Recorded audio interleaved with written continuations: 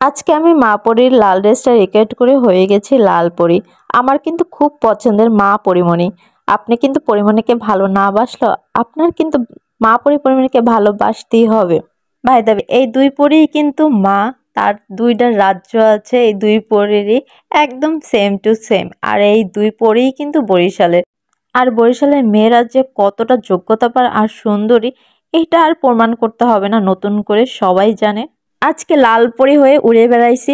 আর লাল পরী যেহেতু সেজেছি তো একটু তো ঢং করতেই হবে। আজকে লাল পরী হয়ে উড়তে উড়তে সুন্দর একটা রাজ্য চলে গেছিলাম।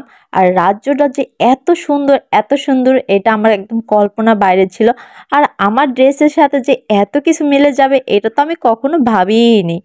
এত সুন্দর একটা রাজ্যে সেখানে যে যাব, তাও আবার লাল পরী হয়ে, এটা তো আমার ভাবার কথাই ছিল না।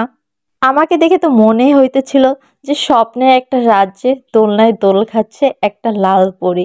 এই লাল পরীটার মুখ ভরা হাসি, মনেই হইতেছিল না এই পরীটার মনে কোনো দুঃখ আছে।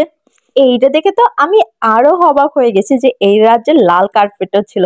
তো আমার লাল কার্পেটে হাঁটার শখটাও কিন্তু পূরণ হয়ে গেল এই রাজ্যে এসে। আর কত কিছুই না পূরণ হবে, দেখা যাক। দেখো তো, এখানে আমার লাল ড্রেসের সাথে আবার লাল মেনু কার্ড, কতই না সুন্দর রাজ্যটা। মনেই হইতেছিল যে এই রাজ্যটা শুধুমাত্র আমার জন্যই তৈরি করা হয়েছে। চলো না আরো দেখে আসি এই রাজ্যে আরো কি কি আছে। চলো ঘুরে আসি না এই সুন্দর রাজ্যটা আর কি কি সৌন্দর্য উপভোগ করতে পারি। তো এই কথা ভেবে আমি উপরে চলে গেলাম। উপরে যেয়ে তো আরো অবাক যে এখানে পুরো মুক্ত আকাশ, কি সুন্দর দক্ষিণে হাওয়া, একদম নিরিবিলি পরিবেশ। আচ্ছা, এত সৌন্দর্য প্রকৃতির কোথায় লুকিয়ে থাকে? সব সৌন্দর্যগুলো একসাথে করে আনা যায় না? এরকম যদি প্রত্যেকটা দিনই কাটতো খুব সুন্দর করে লাল পরি, নীল পরি, সাদা পরি সেজে এত এত সুন্দর সুন্দর যে উপভোগ করতে পারতাম, তাহলে দিনগুলো কতই না সুন্দর কাটতো। জীবনের সব দুঃখগুলা টায় টায় বাই বাই করে এই সৌন্দর্যগুলোকেই ওয়েলকাম করতাম। আহ, খুব সুন্দর লাগতেছিল। আর এই লাল পরি হয়ে যে এই রাজ্যে এসে এতটা সৌন্দর্য উপভোগ করব, এটা তো আমার কল্পনায়ও ছিল না। আমি বারবারই বলছি, এত সৌন্দর্য আর ড্রেস আপ, কালার এতটা যে মিলে যাবে এইটা আমি কখনো ভাবিনি।